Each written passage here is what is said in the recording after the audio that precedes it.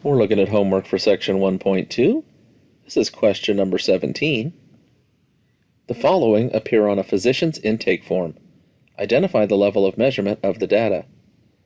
Part A, temperature. B, marital status. C, change in health on a scale of -5 to 5. D, weight. So we're going to start with temperature. The data is quantitative because it's a measurement. The levels of measurement with a quantitative level of data would be ordinal, interval, or ratio. So we need to decide which one it is. For temperature, we have a meaningful order, but there's not an inherent zero. It is possible for a temperature to be less than zero. We could have -13 degrees. Of course, if you walked into a physician's office and your temperature was that low, you'd be dead. But that doesn't matter. It's still possible for temperature values to be less than zero, which means this is not an inherent zero. So this is at the interval level of measurement. So the answer to part A is interval.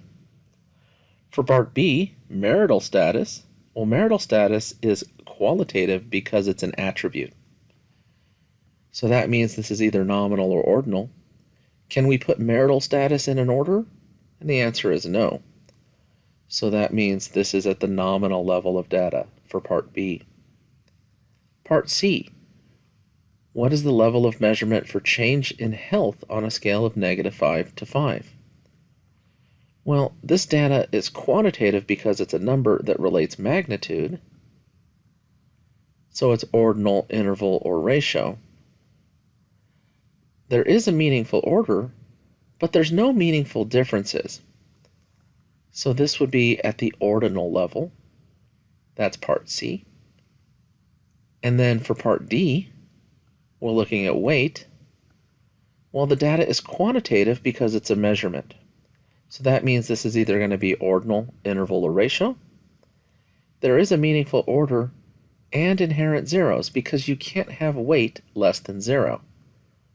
So that makes this the ratio level of measurement. And those are your answers.